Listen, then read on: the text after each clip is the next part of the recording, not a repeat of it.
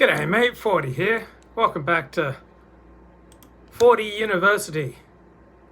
Today class, our topic is sadness. And what's the difference between sad and having major depressive disorder? Right? How have we lost sadness? Reading this terrific 2007 book. It's called The Loss of Sadness: How Psychiatry Transformed Normal Sorrow into Depressive Disorder. So this book's by Allan V. Horwitz, a sociologist of medicine, and Jerome Wakefield, a medical historian. So just a terrific book. So what exactly makes for mental illness? And you say, 40 mental illness, it's whatever the DSM-III says.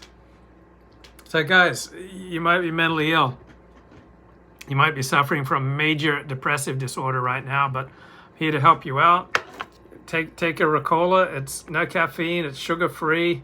Tastes really, really good. Trust the mental health experts. Okay, so let's listen to the experts, guys. All right. Do you have a depressed mood? Most of the day, nearly every day, do you feel sad, empty, hopeless? Or are you observed by others feeling sad, empty, hopeless? Do you often appear tearful? Do you have an irritable mood?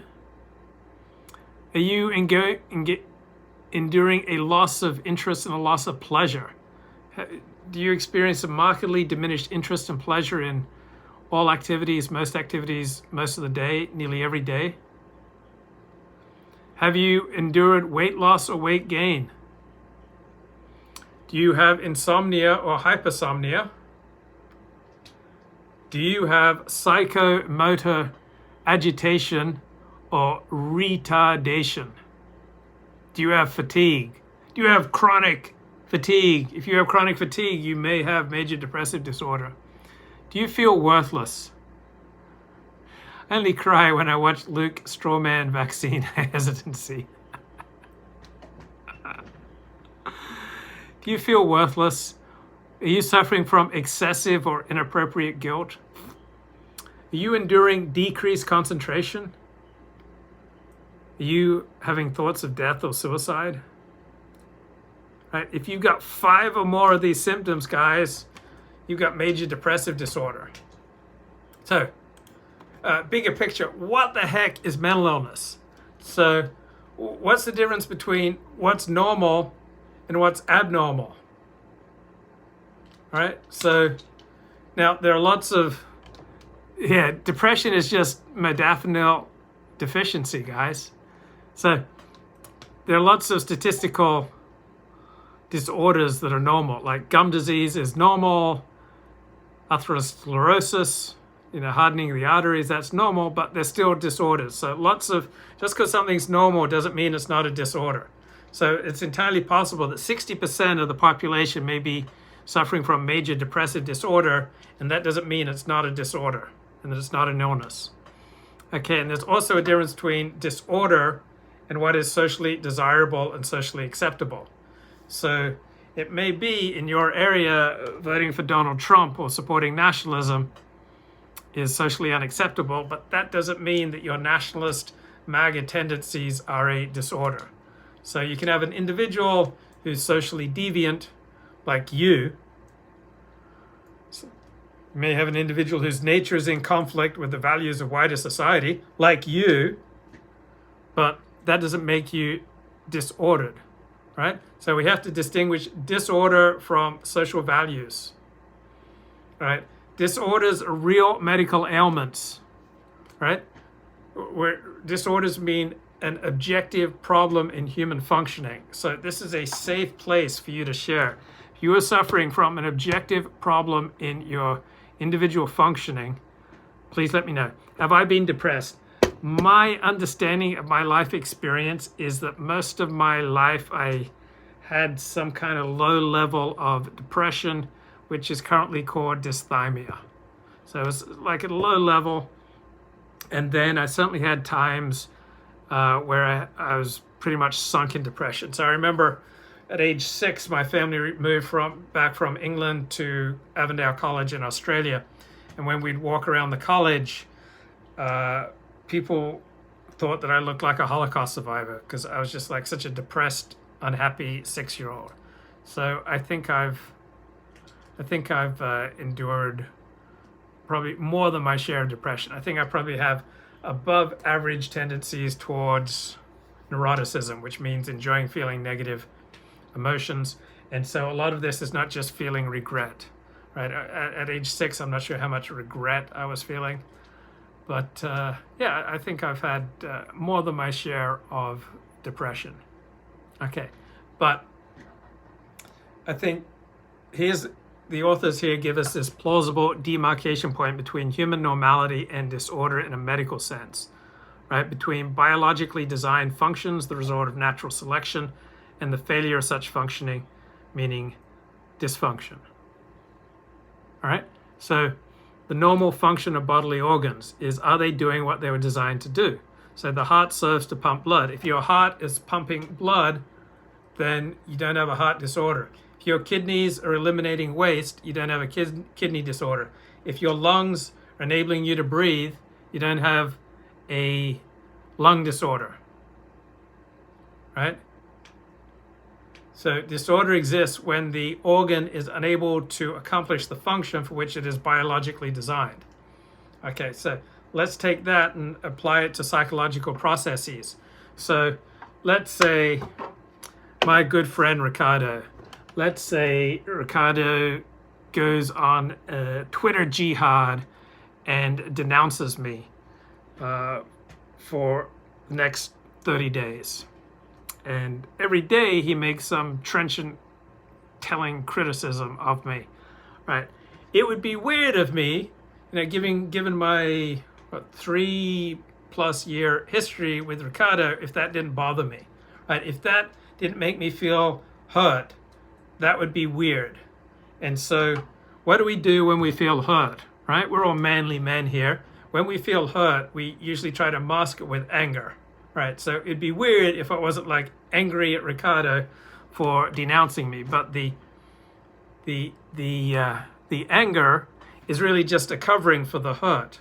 It's like, oh man, I thought we were bonded here, and now he's denouncing me, and I thought we were so awesome together. Like, I feel like I've lost an important friend in my life. It would be weird if I was not sad and hurt by the loss of Ricardo's friendship, and then in all likelihood I would mask that sadness and hurt by being angry, right? So on the other hand, if I was equally sad and equally hurt and equally angry about it a year later, that's obviously a dysfunction, right? You lose an important friend in your life. It would be weird if you didn't feel sad, all right? So sadness serves a function. It tells you that things that you expected or wanted or anticipated are not happening, that your life is not going in the direction that you wanted. So sadness serves a function. It's like a flashing yellow light or a flashing red light, right? It would be dysfunctional not to have some sadness, some hurt, and so among blokes, that's most likely going to manifest as anger, right? So anger almost always covers up hurt, right? So it'd be weird if you lose an important friend and you don't feel hurt, right? That would just be strange. So you'd want to have some hurt, but you wouldn't want to, let's say I couldn't work because I was so hurt, that would be a dysfunction. Right? Let's say I was too depressed over the loss of my friendship with Ricardo that I couldn't go to shul. That would be a dysfunction. Let's say I was so hurt by the loss of my friendship with Ricardo that I couldn't go on a date, or I couldn't make sweet tender love to my woman. That would be a dysfunction. Or if I could not watch the Dallas Cowboys with pleasure anymore because Ricardo likes the Dallas Cowboys, I like the Dallas Cowboys, and when I watch the Dallas Cowboys, it reminds me of Ricardo. Therefore, I'm too upset to watch the Dallas Cowboys. That would be a level of dysfunction. Or if I started talking to like complete strangers, in a hospital waiting room, or on a bus, or at a 12-step program, like inappropriately, like bringing this up and moping about it, that would be a level of dysfunction. Okay, Holly says, my dog died yesterday. I'm either sad or depressed. I don't know which one, and I don't care. It just feels bad. Yeah, there's no difference empirically between feeling sad and feeling depressed, right? So what the DSM calls major depressive disorder is usually just a temporary condition of sadness that is frequently functional. Like if you have had a close relationship, a good bond with your dog, and then your dog dies, it would be weird and it would be dysfunctional if you didn't feel sad. And what you're feeling is going to fulfill all the criteria for major depressive disorder. But if you're still moping around and still sad, still equally sad as you are now about the loss of your dog, 6 months from now and a year from now, then it's turned into a dysfunction. So we need context, all right? So Philip Roth was depressed for many years. Do you think it's likely this depression was tied to many years of bad behavior? Yes, I think that probably had something to do with it. So we need context. So you get a flat tire on the way to an important appointment. It'd be weird if you weren't bummed out.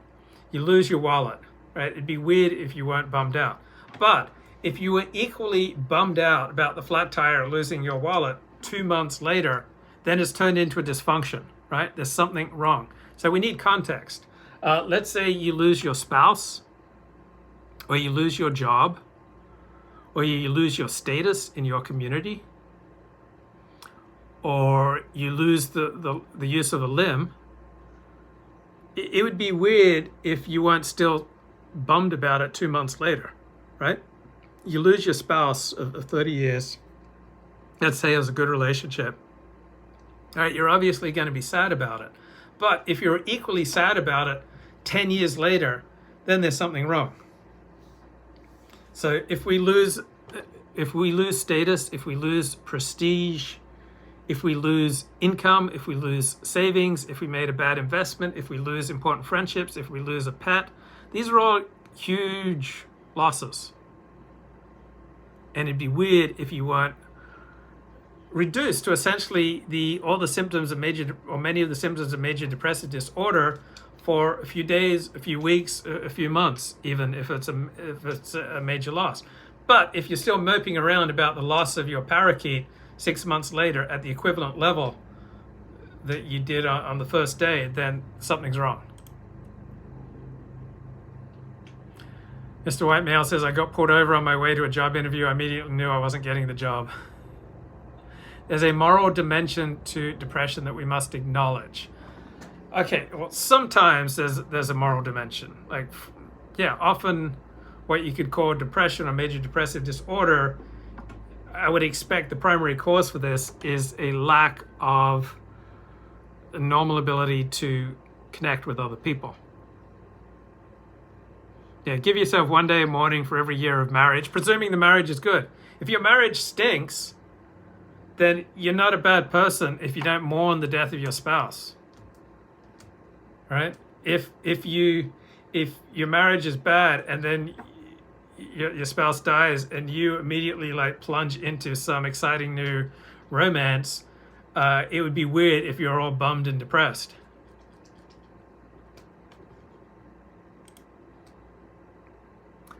So context is important, right? So fear responses. Like fear responses are biologically designed to arise in dangerous situations, but not in safe situations, right? So if you're having a disproportionate fear response, then that's dysfunctional. If you're having a complete lack of fear when you should feel afraid, then that's dysfunctional, right? If you feel zero sadness over the loss of an important friend, that's dysfunctional, right? So fear, loss, these play an important role. So if your fear mechanisms and your sadness mechanisms do not operate as designed, then you've got a disorder. Right? And also there's much variation among individuals in the sensitivity with which they respond to loss with sadness. Part of this is cultural. So in Persian culture, as I understand it, if your spouse dies and you hated your spouse, you still must publicly mourn. If your friend dies and a member of your family dies and you hated this member of your family, you're still expected to publicly mourn, right? So culture is going to affect us. So Anglo-Saxon culture is much more stiff upper lip than, say, Middle Eastern culture. So I've had Jewish friends tell me they were the only ones who were crying at a Gentile funeral. So Jews tend to be more demonstrative of their emotions than Anglos. Middle Eastern people tend to be more demonstrative of their emotions than people from Northern Europe. So our culture, genetics, our heritage is going to affect how much we share our sadness and our negative feelings.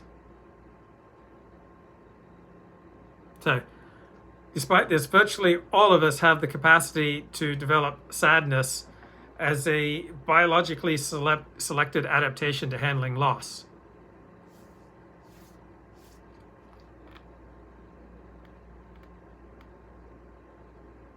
So we do not fully understand our loss response mechanisms. So we can't always state with confidence the function of the loss response, and we don't clearly know what exactly is normal and abnormal. So unlike, say, the function of the eyes or the function of the muscles, the functions of loss responses are not as apparent and they are subject to much more dispute. But we can kind of infer what responses of a mechanism, like a loss mechanism, are normal. Right? So we know that sleep is a biologically designed response to life, and that some sleep conditions are normal where others are sleep disorders, but we don't have a scientific consensus that explains why we sleep.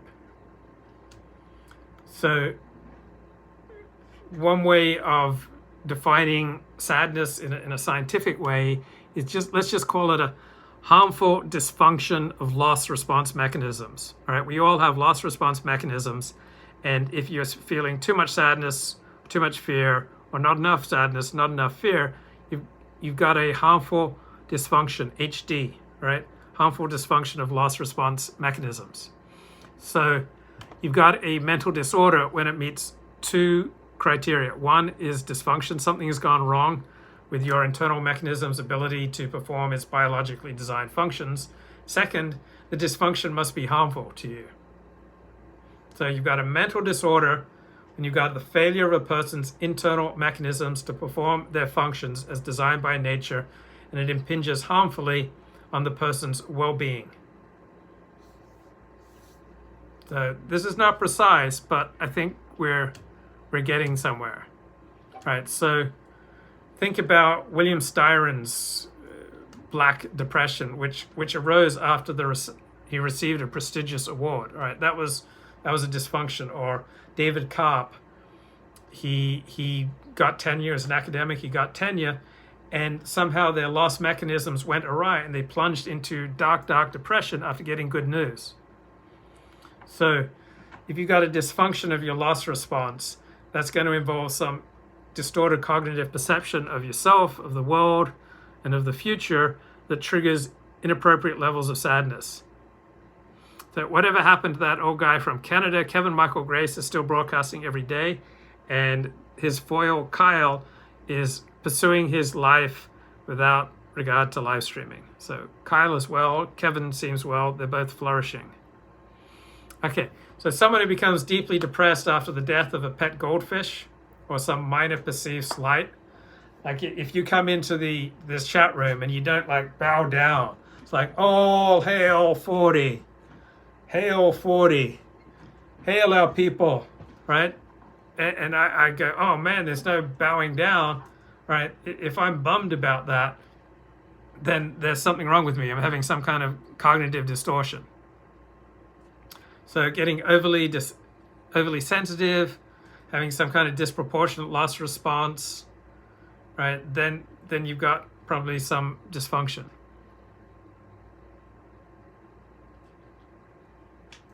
So these disorders might arise after initially normal level response to actual loss, but then sometimes our responses to loss become disengaged from the circumstances of the loss, and they persist with disproportionate intensity long after the loss-provoking conditions have ended. So let's say your girlfriend breaks up with you and you feel sad, but then you get a new girlfriend, but you're still sad. Then if you've got a new girlfriend, if you've got a girl and a job, you should not, generally speaking, be going around moping, with some exceptions. And sometimes our normal experience of loss events, for whatever reason, produces biochemical and anatomical vulnerabilities that make recurrence of depressive episodes more likely with less and less provocation. So you can have loss responses that begin as normal responses, but then your emotional reactions can become detached from a specific time, place, and circumstance, and you can become somehow, your wiring can get miswired, and you can just fall into sadness, disproportionate sadness, and depression, with less and less of a trigger needed. And sometimes you can have dysfunctions in your loss response that will cause symptoms that are so extreme that they scream, hey, you've got a dysfunction here. So if you hallucinate, if you have delusions, right, if you completely immobilize, if you lose contact with reality, right, your loss mechanism is not functioning correctly. It's become a disorder. So if you have this is like dangerously high fever or uncontrolled vomiting, right? So normally a fever and vomiting are adaptive responses to your circumstance, but occasionally you'll have an abnormally high fever and uncontrolled vomiting, and so now you've got a failure of what is otherwise an adaptive response. So there's a difference between sadness due to your own internal dysfunction, your own miswiring, versus sadness that is a biologically designed and appropriate response to external events. So there is sadness that is endogenous, meaning spontaneously caused by some kind of internal miswiring that has no external trigger. And then there is reactive sadness, meaning triggered by some external event. So endogenous depressions arise in the absence of real loss. And so these are almost always internal dysfunctions. But reactive depressions are usually going to be proportionate to outside events. They're usually going to be normal responses, and the sadness will go away with time and distance from the triggering event.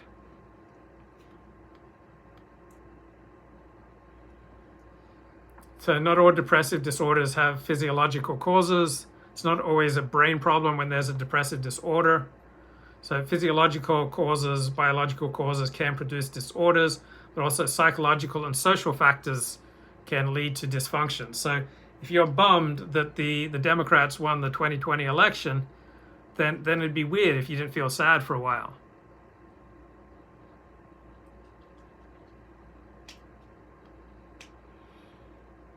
So what psychiatrists call major depressive disorder is frequently, even usually, an appropriate, natural, biological response to loss in your life. Loss of a pet, loss of a friend, loss of status, loss of income, loss of assets, loss of health. Now, there are much more radical critiques of psychiatric diagnoses that leave no room for any kind of constructive engagement with psychiatry. So psychiatrist Thomas Szasz argued there are zero mental disorders because a disorder requires physical lesions. Okay, that doesn't make sense to me. Sociologist Thomas Scheff has this labeling theory that says, all mental health disorders are simply social control.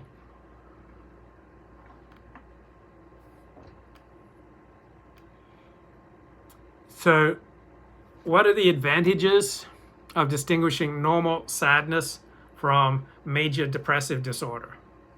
Okay, well, number one, pathologizing, calling something a real medical illness when it's just a normal condition, may cause harm.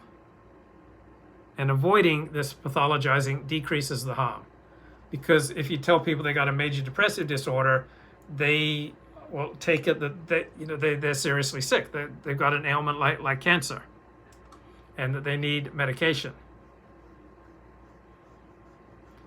So if you're just sad, normally, if you're a normal person, you'll live within a social matrix, a social network that will respond with social support and sympathy to sadness after you've endured stressful life events. But if you're diagnosed with major depressive disorder and the word gets out, then you're told that you've got dysfunctional depression, and this will tend to elicit hostility, stigma, rejection, and a loss of social support, which is going to make you even more depressed. So to subject those with normal levels of sadness to the social prejudice faced by those with mental illness does not do people a favor. And for those who have a genuine mental disorder, all right, they need access to services that may provide relief. But if all sorts of people who have just normal sadness but are being diagnosed with, a genuine mental disorder, that reduces access to services on the part of those who do have a genuine mental disorder and they need treatment. Also, distinguishing between a major mental disorder and normal sadness should improve assessment of prognosis. Normal levels of sadness go away. They rebate.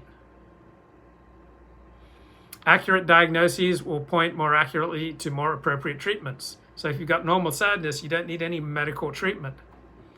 Separating normal sadness from depressive disorder helps to recognize the relationship of sadness to difficult social conditions and thus to help identify appropriate social interventions.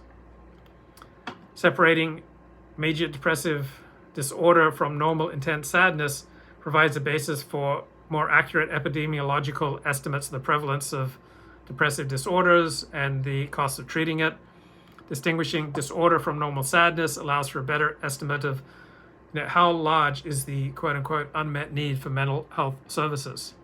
If we draw a more careful distinction between disorder and normal sadness, then researchers will be able to choose samples to study that more accurately reflect true mental health disorders instead of ordinary sadness. Distinguishing ordinary sadness from mental illness avoids medicalizing our thinking about normal sadness, and it helps to maintain the conceptual integrity of psychiatry. And I know you're all down with maintaining the conceptual integrity of society. Bye-bye.